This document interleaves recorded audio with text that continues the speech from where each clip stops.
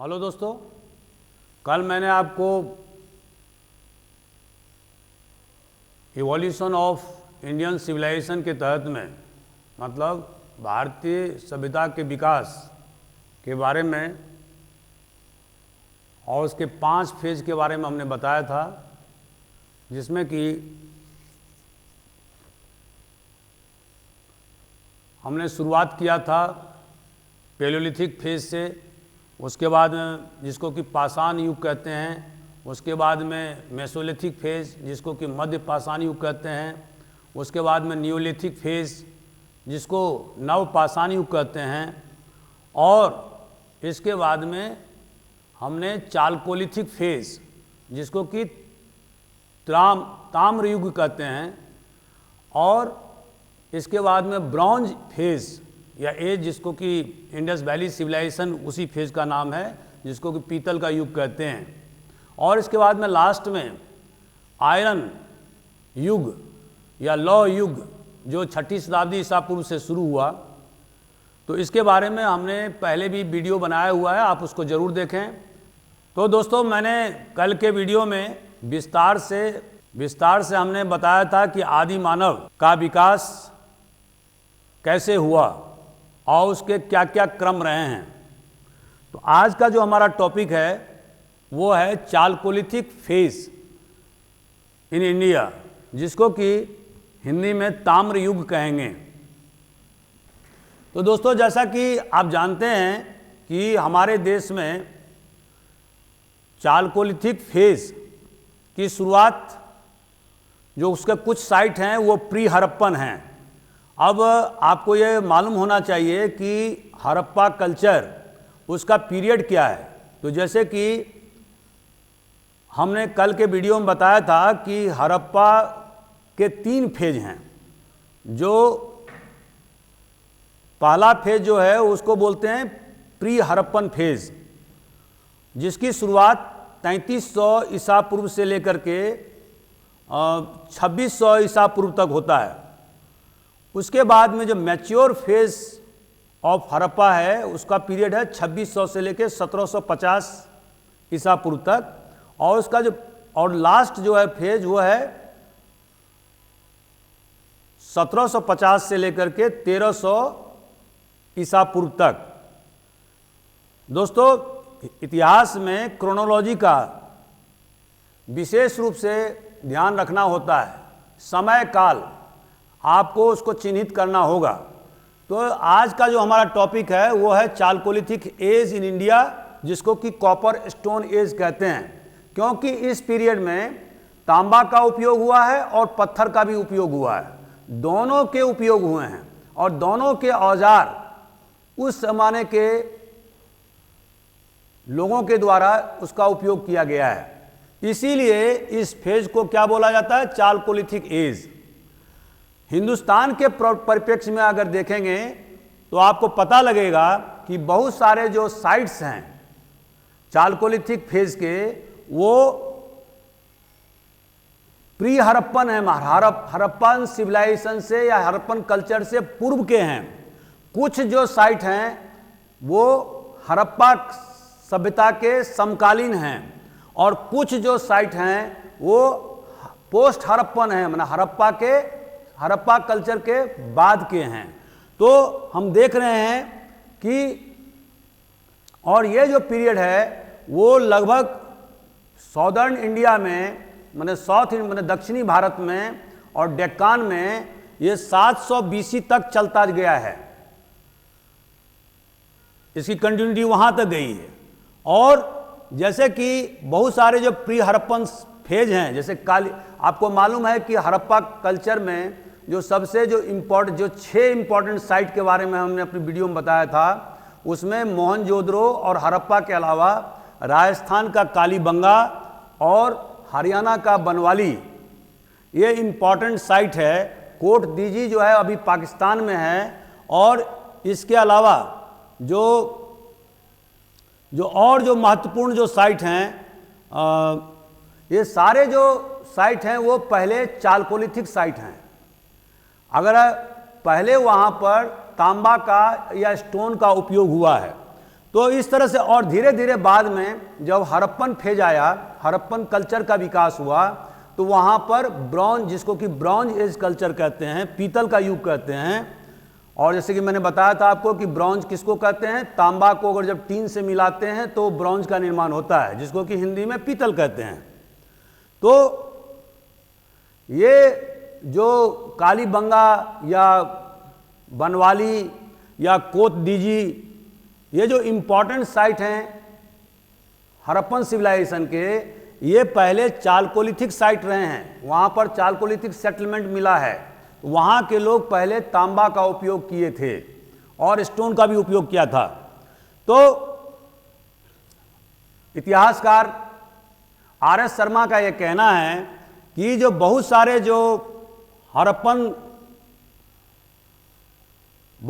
जो pre Harappan sites हैं, उनने जो प्री हड़प्पन चालकोलिथिक साइट हैं, उनने जो है बाद में बलूचिस्तान, राजस्थान, सिंध और वेस्टर्न इंडिया में, खास करके जो गुजरात में, इनमें उन्होंने हड़प्पन कल्चर को प्रमोट किया। और ये प्रमोट क्यों किया? क्योंकि हम अब बताने जा रहे हैं आपको कि चालकोलिथिक पीरियड में फार्मिंग कम्युनिटीज़ का निर्माण हो गया था। मतलब बहुत तादाद में लोगों ने खेती करना प्रारंभ कर दिया था, और जिसके कारण से उन्होंने इंडस वैली सिविलाइजेशन, जिसको हड़प्पा कल्चर कहते हैं, उसके इवोल्यूशन में, उसके विकास में उन्होंने महती भूमिका निभाई। तो दोस्तों, अब आपको क्लियर हो गया होगा। इसके अलावा जो इम्पॉर्टेंट साइट है, इसके बारे में हम अब बताने जा रहे हैं आपको। तो इम्पॉर्टेंट साइट जैसे कि आप देखेंगे कि गणेश्वर जो राजस्थान में है, उसका जो पीरियड है वो है 2800 BC से लेकर के 2200 BC तक। इसके बाद में एक आहार साइट है, वो भी राजस्थान में है, और इसका जो पीरियड है वो 2100 BC से लेकर के 1500 BC तक। इसके बाद में कायथा, जो चंबल वैली इलाके में पड़ता है MP में, उसका जो पीरियड है वो 2000 BC से लेकर के और 1800 BC तक है। और इसके अलावा जो MP में ही एक साइट का नाम है नवदा तोली, और दूसरा है ईरान मतलब सागर जिले के पास में है ईरान, और तीसरा है नागदा। तो ये जो तीन इंपॉर्टेंट, रतलाम डिस्ट्रिक्ट में पड़ता है MP में, तो इसका जो पीरियड है वो है 1700 BC से लेके 1200 BC तक। ये इंपॉर्टेंट साइट है मध्य प्रदेश के।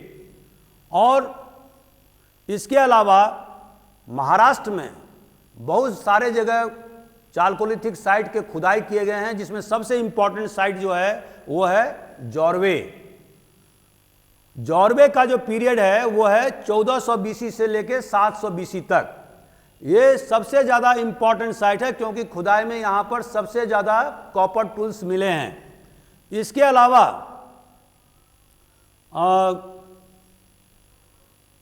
हम देखते हैं कि बहुत सारे जगह वेस्टर्न इंडिया में और साउदर्न इंडिया में चालकोलिथिक साइट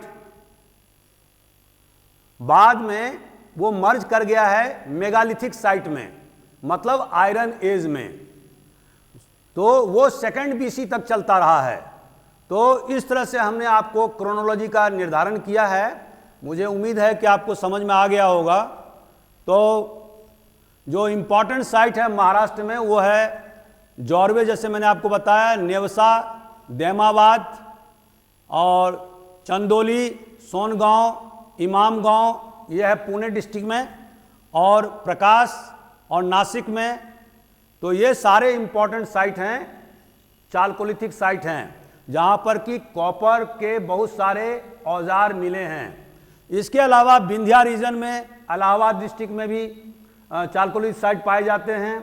और इसके अतिरिक्त चिरान, जैसे मैंने कल आपको बताया था, बिहार के पटना से 35 किलोमीटर उत्तर पश्चिम में ये इलाका है, वहाँ भी चालकोलिथिक साइट पाया गया। उसके अलावा पश्चिम बंगाल में बीरभूम डिस्ट्रिक्ट में एक महिषदल जगह है, वहाँ भी चालकोलिथिक साइट पाया गया है। तो इस तरह से हम देखते हैं कि हिंदुस्तान में चालकोलिथिक साइट कोई एक स्पेसिफिक एरिया में नहीं था, बल्कि पूरे हिंदुस्तान में फैल गया था।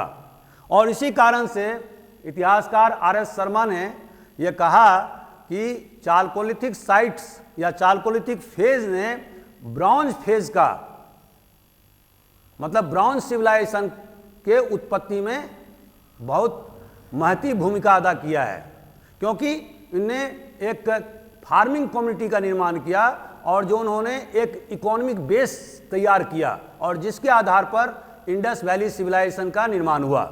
लेकिन यहाँ पर यह बात देखने लायक भी है कि बहुत सारे ऐसे साइट्स हैं, जैसे मैंने आपको बताया, जो इंडिपेंडेंट ऑफ हड़प्पन साइट्स या इंडस वैली के जो इम्पोर्टेंट साइट्स हैं या उनके सिविलाइजेशन के एट्रीब्यूट्स हैं, विशेषताएं हैं, उनसे अलग भी चले हैं। जैसे महाराष्ट्र के जो हमने बहुत सारे साइट्स आपको बताए हैं, वो ब्रॉन्ज एज कल्चर से किसी प्रकार से कोई प्रभावित नहीं हुए हैं। उसी तरह से जैसे मैंने बिहार के और बंगाल के और यूपी इलाहाबाद डिस्ट्रिक्ट या बिंद रीजन का जो या नर्मदा रीजन में जो चालकोलिथिक साइट्स पाए गए हैं, वो भी it was totally independent of the bronze age culture, मतलब इंडस वैली सिविलाइजेशन।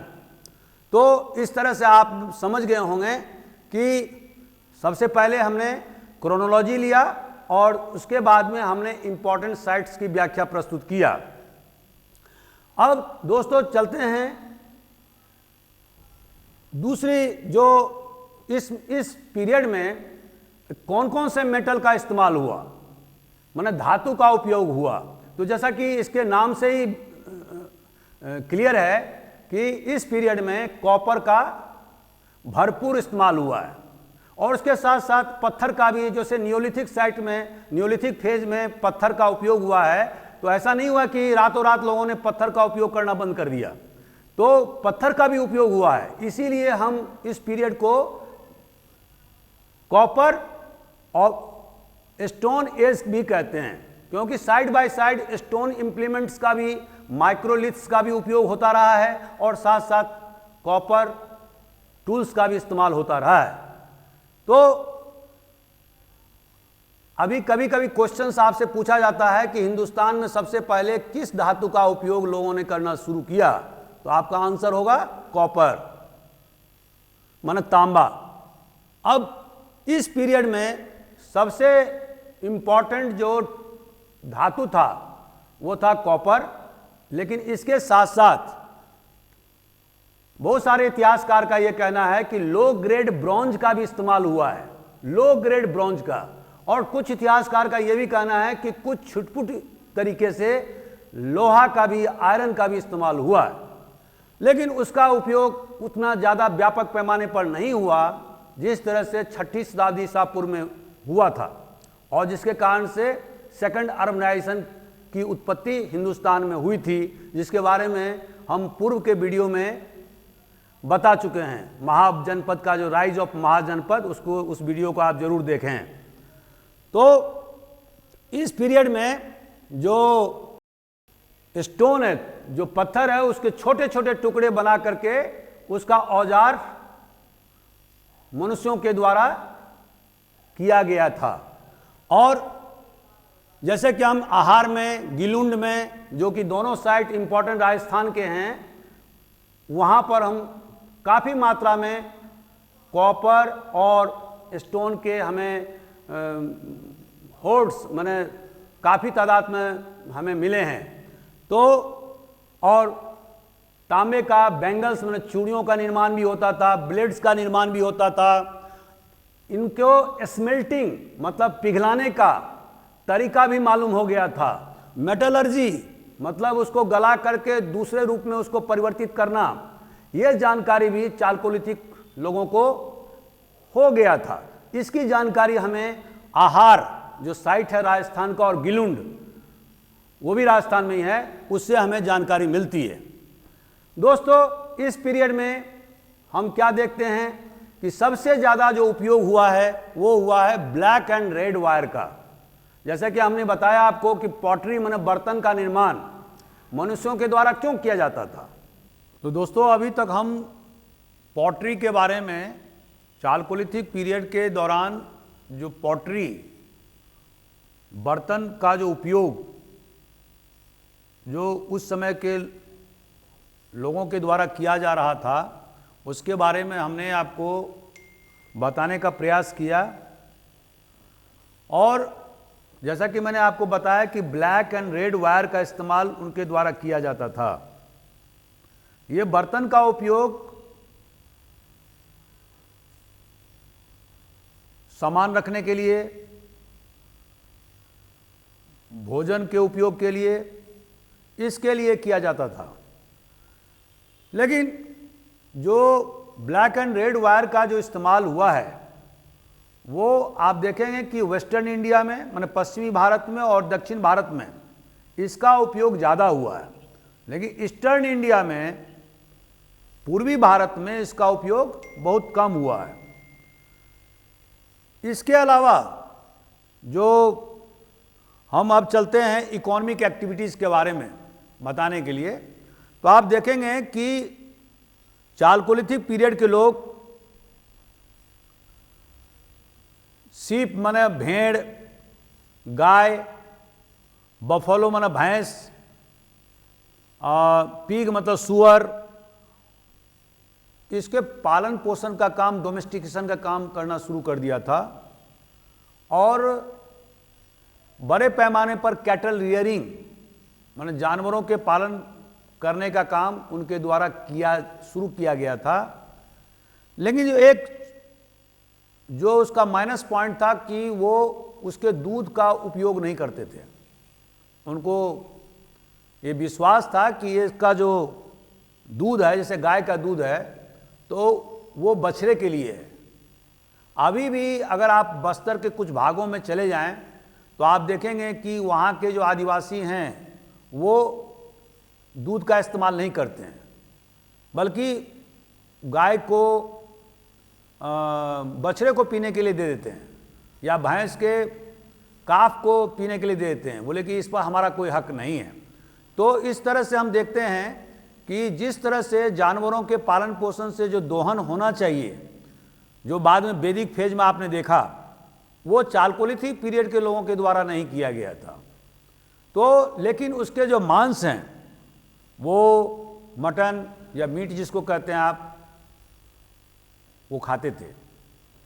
इतिहासकारों का यह भी मत है कि उनके द्वारा बीफ का भी इस्तेमाल किया जाता था। तो इस तरह से हम देखते हैं कि उनके द्वारा विभिन्न प्रकार के फसल का भी उत्पादन किया जा रहा था। आप महाराष्ट्र के जो इम्पोर्टेंट साइट हैं, खास करके जोरवे, वहाँ से हमें ज्ञात होता है कि विभिन्न प्रकार के सीरियल्स का उत्पादन करना उन्होंने शुरू कर दिया था। और जो जैसे कि बार्ले और गेहूँ, लैंटिन और इसके अलावा ब्लैक ग्राम या जिसको चना बोलते हैं, इन सब का उत्पादन उन्होंने शुरू कर दिया था। तो इस तरह से हम देखते हैं कि और उत्तर भारत में, खास करके पूर्वी भारत में, हम देखते हैं कि फिशिंग मतलब मछली उत्पादन का काम भी उनके द्वारा जोर शोर से शुरू कर दिया गया था। और चावल का उत्पादन तो कर ही रहे थे, तो इसलिए मछली और चावल उनका एक महत्वपूर्ण भोजन था, जो आज भी पूर्वी भारत के लोगों का है। तो क्योंकि बहुत सारे जो फिशिंग हुक्स हैं वो उसके जो एक्सकैवेशन के दौरान मिले हैं, तो इससे हमें पता चलता है कि वो आखेट, मछली का आखेट किया करते थे और उससे अपना जीवन बसर करते थे।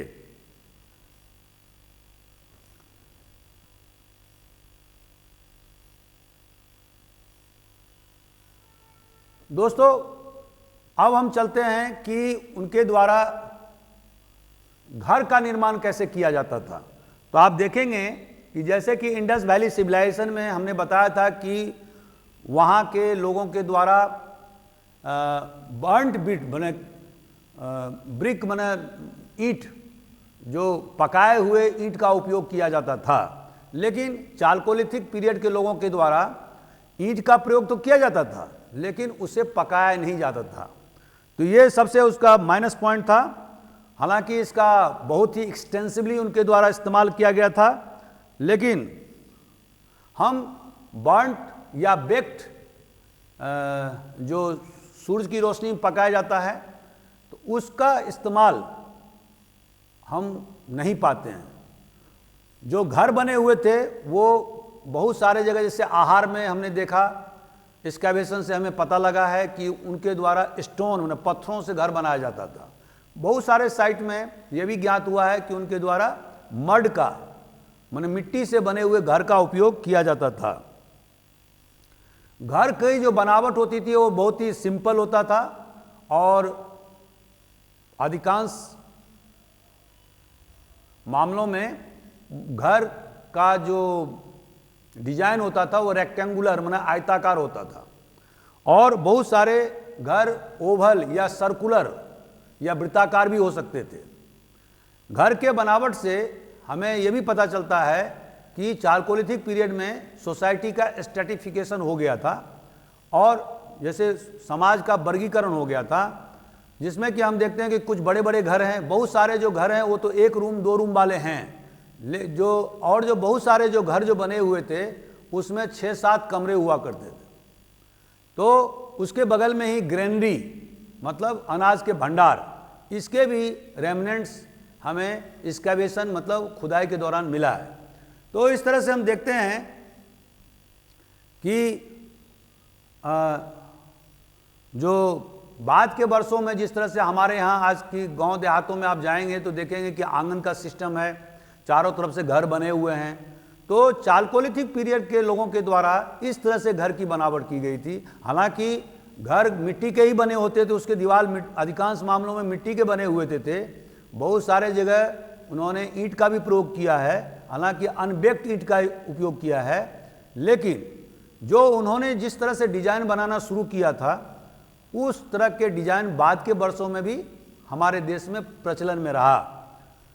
सबसे जो इम्पोर्टेंट साइट है उस पीरियड का, उसमें हम देखते हैं कि दैमाबाद जो महाराष्ट्र में है और इमाम गांव, यहाँ पर हमें इमाम गांव में जो पुणे के पास में है वहाँ पर हमें ग्रेनरी भी मिलता है, और दैमाबाद में करीब 20 से लेकर 30 हेक्टेयर जमीन में उनकी बसावट की जानकारी हमें मिलती है। इससे पता चलता है कि कम से कम 3-4 हजार लोगों के लिए वहाँ रहने की सुविधा होगी।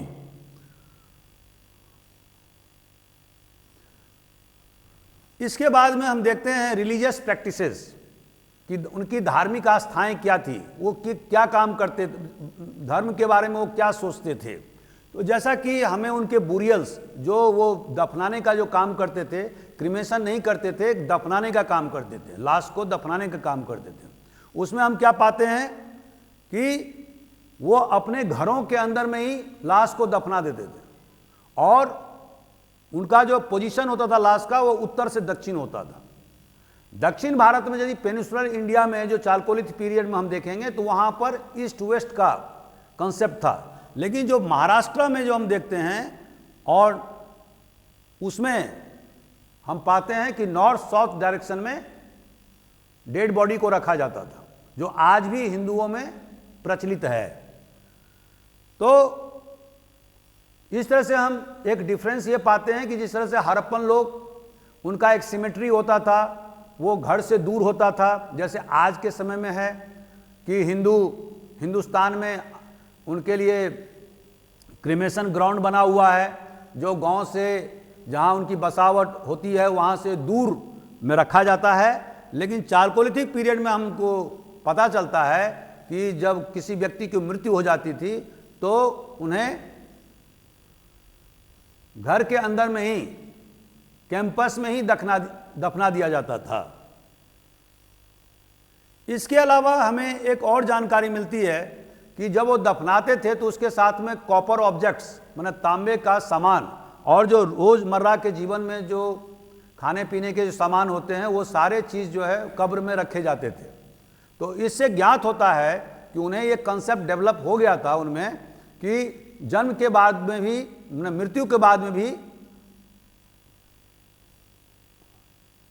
पुनर्जन्म होगा, या उनको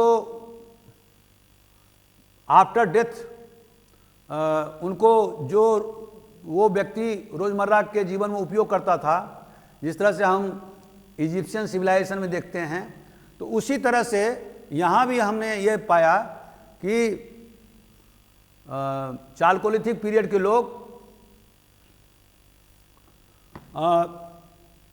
बुरियल में, मतलब जो कब्रगाह है उसमें वो बहुत सारे सामान रखते थे, जैसे कॉपर के ऑब्जेक्ट्स, जैसे उनके द्वारा बर्तन वगैरह रखे जाते थे ताकि जो मृतात्मा है वो उसका उपयोग कर सके।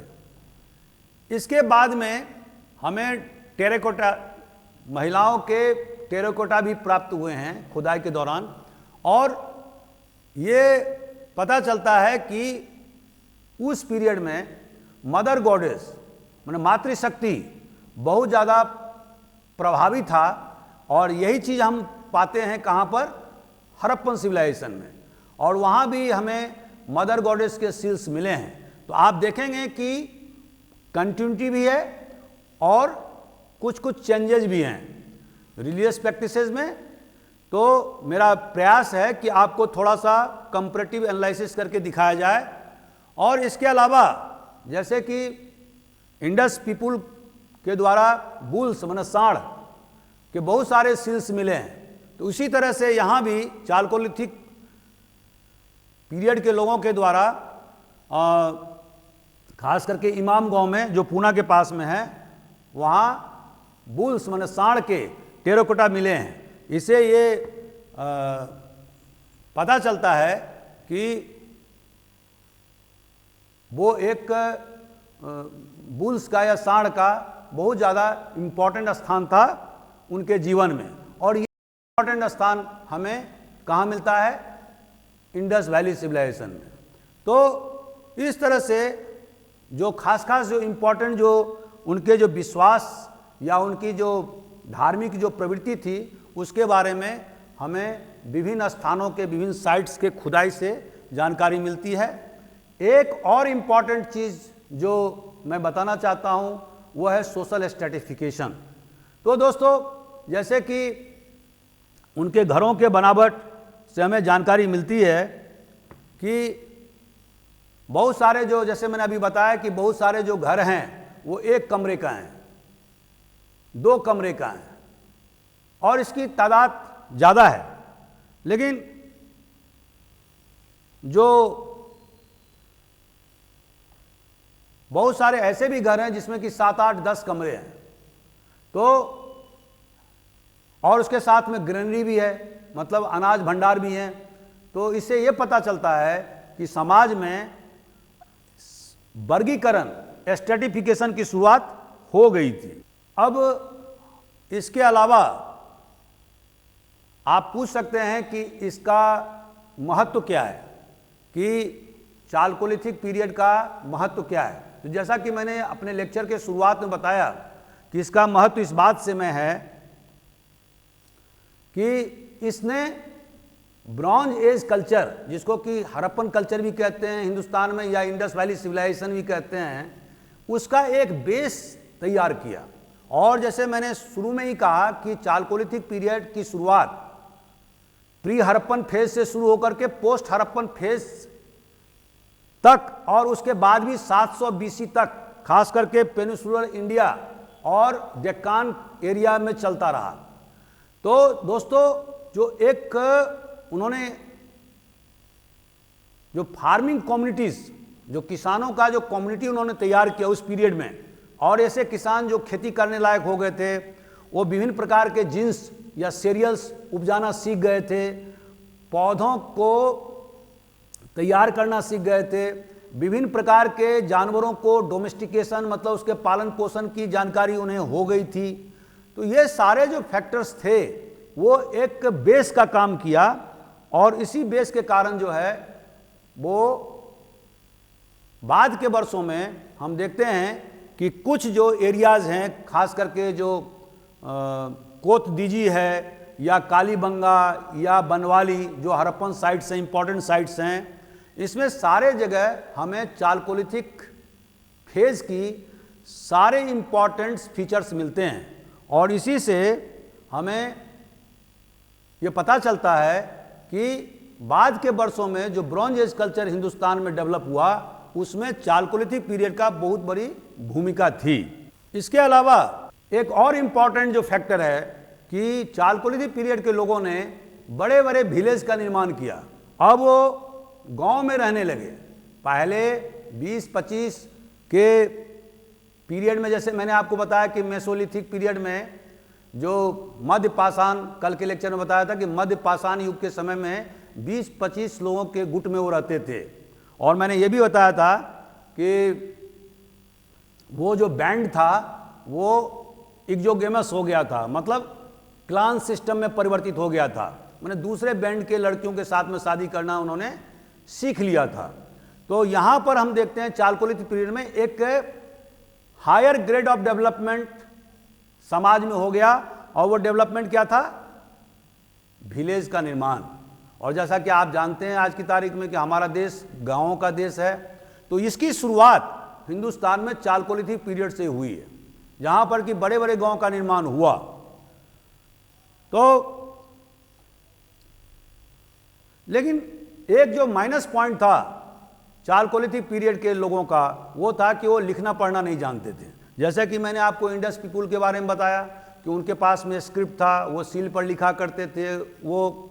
और प्राचीन सभ्यता के में जो मिस्र और बेबीलोन के सिविलाइजेशन में भी, जैसे कि मिस्र में हायरोग्राफिक स्क्रिप्ट बोला जाता है उसको, जिसको कि डिसाइफर किया जा चुका है। बेबीलोन में क्यूनिफॉर्म ऑफ स्क्रिप्ट का उपयोग होता था। हिंदुस्तान के इंडस वैली सिविलाइजेशन में भी स्क्रिप्ट होता था, जो दाएं से बाएं और फिर बाएं से दाएं लिखा जाता था।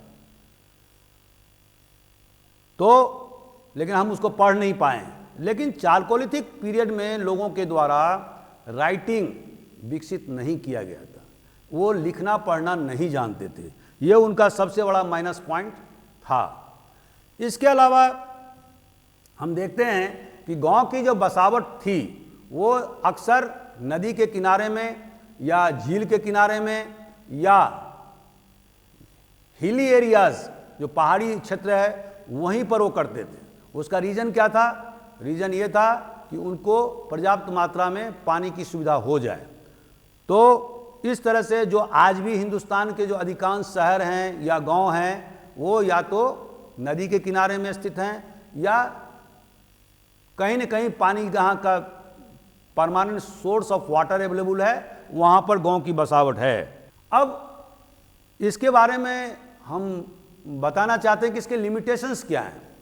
तो दोस्तों, जैसा कि मैंने आपको बताया कि हालांकि ये चालकोलिथिक पीरियड है, कॉपर स्टोन का पीरियड है, लेकिन जब आप इसके साइट्स को देखेंगे तो बहुत सारे साइट्स देखने पर पता ये चलता है कि कॉपर स्टोन एज होने के बावजूद भी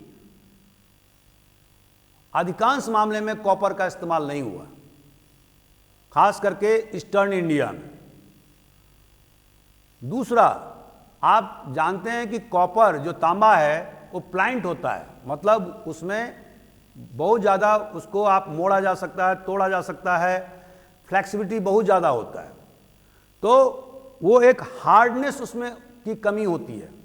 और जैसा कि हम जानते हैं कि खास करके वेस्टर्न इंडिया में जहाँ पर कि ब्लैक कॉटन सॉइल पाया जाता है, और कल के लेक्चर में हमने बताया था कि जब पानी उपलब्ध नहीं होता है तो सॉइल क्या हो जाता है, मिट्टी बहुत ज़्यादा हार्ड हो जाता है। और इनके पास जो औजार था वो था स्टिक। स्टिक में, डंडे में स्टोन के टुकड़े या कॉपर के टुकड़े का इस्तेमाल, या जिसको माइक्रोलिथ बोलते हैं, उसका इस्तेमाल करते थे वो। और जिसके कारण से डिगिंग या खुदाई नहीं हो पाती थी, ठीक ढंग से नहीं खुदाई हो पाती थी, और इसका प्रभाव उपज पर पड़ा।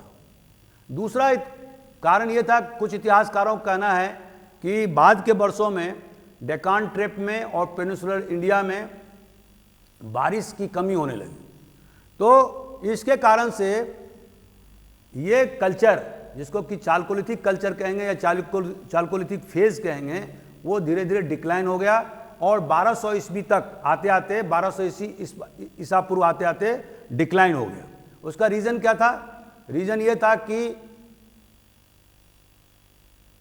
वो अपने जीवन के निर्वाह या गुजर बसर करने की स्थिति में नहीं रह गए थे, सरप्लस का उत्पादन नहीं कर पा रहे थे। इसका एक दृष्टांत और भी है, और जैसा कि हमने बहुत सारे साइट्स पर हम देखते हैं कि बहुत सारे बच्चों की बुरियल्स या कब्रगाह मिले हैं। तो इससे ये पता चलता है कि उस ज़माने में जो हाई मोर्टिलिटी मतलब मृत्यु दर बहुत ज़्यादा था, क्योंकि न्यूट्रिशन का अभाव, पोषण तत्वों का अभाव होने से बच्चों के मृत्यु दर बहुत ज़्यादा थे, और इसके कारण से सभ्यता का विकास मतलब ग्रोथ नहीं हो पा रहा था। दूसरा जो फैक्टर है कि ये जो चालकोलिथिक पीरियड है वो टोटल रूरल बैकग्राउंड है, ग्रामीण परिवेश है। और तीसरा फैक्टर मैंने बताया है कि उनको राइटिंग करने या लिखने पढ़ने आता नहीं था। कोई भी शहर का निर्माण, जो चालकोलिथिक जो साइट्स हैं वहाँ पर शहरों के निर्माण नहीं हुए हैं। वो शहरों का निर्माण कहाँ हुआ? इंडस वैली सिविलाइजेशन में। तो ये जो सिविलाइजेशन था वो पूरी तरह से एक ग्रामीण परिवेश का सिविलाइजेशन था। लेकिन एक विशेषता और थी कि ये जगह जगह उन्होंने कॉलोनाइज किया, जगह जगह उन्होंने गांव बसाए। जहां भी उन्हें लगा कि यहाँ पर अच्छे फसल हो सकते हैं तो या पानी के स्रोत अच्छे उपलब्ध हैं, तो वहाँ पर उन्होंने बसावट किया। और बाद के वर्षों में हम देखते हैं कि हिंदुस्तान जो है, जो आज भी हम कहते हैं कि गांवों का देश है, उसकी शुरुआत चालकोलिथिक पीरियड से हुआ। एक और इम्पॉर्टेंट पॉइंट है कि जैसे कि बहुत सारे साइट्स हैं जो कि हड़प्पन कल्चर के समकालीन हैं, लेकिन फिर भी इन्होंने जो हड़प्पन कल्चर के जो स्पेसिफिक एडवांस टेक्नोलॉजी था उसका इस्तेमाल करने में ये सक्षम नहीं हो पाए। तो ये बहुत बड़ा माइनस पॉइंट था। हो सकता है कि उस ज़माने में कम्युनिकेशन के साधन बहुत कठिन हो, एक जगह से दूसरे जगह जाने में समस्या आती हो, और हिंदुस्तान उस ज़माने में पूरे अधिकांश इलाके में जंगल से आच्छादित था, तो जिसके कारण से इनका इंटरेक्शन ब्रॉन्ज एज कल्चर के लोगों से नहीं हो पाया। और ये जो हमारे देश में जो इंडस वैली सिविलाइजेशन के जो एडवांसमेंट थे, जो उन्होंने एक हाई पेडेस्टल पर सिविलाइजेशन को ला करके रखा था, उससे बाद के वर्षों में चालकोलिथिक पीरियड के लोग उसका फायदा नहीं उठा पाए। तो these are the important features of chalcolithic age. अभी आपको अगर कोई पॉइंट हो तो आप पूछ सकते हैं।